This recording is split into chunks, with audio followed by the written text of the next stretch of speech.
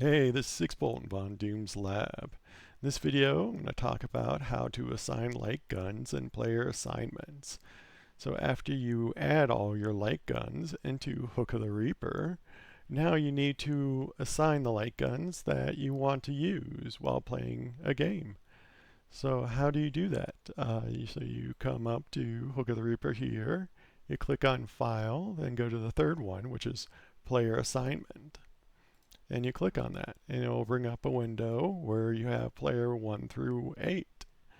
So if it's just you playing one light gun on all the games, even if it's like 1 player, 2 player, 3 player, 4 player, you can just assign a 1 player light gun, right? So you can come in here and go Reaper 1, and you're good to play. Then you can go play all the games you want to. Then you just go assign. You can go assign, or you can go assign and close, which will close it. You can go assign, and then you can go off. Well, you can close. You should close the window before you go, because if this is open, as you see down here, it is stopped. But if you have 2 guns plugged in, you can also assign the second one. So then if a person comes around, wants to play, then you can play 2 player games easy with 2 people. Or you know, like I said, you can do 3 player or 4 player games.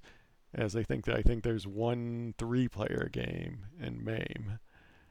So that's how you set up the light guns. Then you assign and close. And if you want to play a 4 player game, you can just add them more in there. But one of the problems people have seen is if you have these light guns assigned. So let's say you have all these light guns here assigned, but you just have Reaper 1 plugged in. These 3 are not plugged in.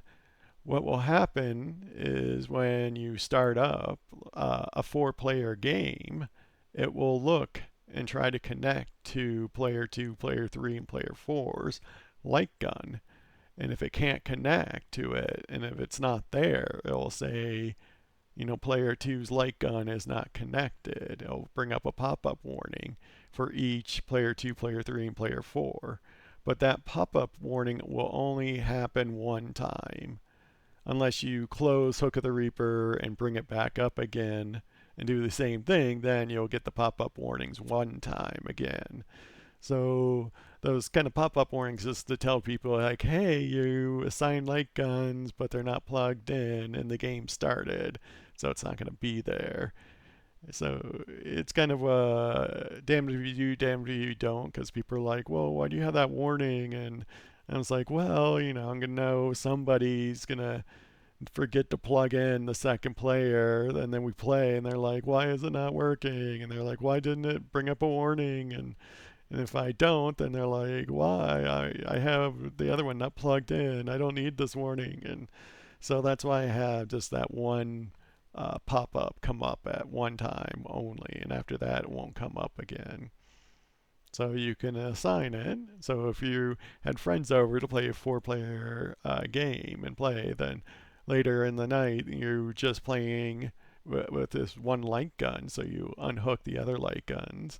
Then you can come in here to player assignment and then take out the other light guns here, then and sign and close. Then you're ready to play with just that one light gun, so you don't get the warning. And as you can see, if you bring it up, then it's there. It's saved already.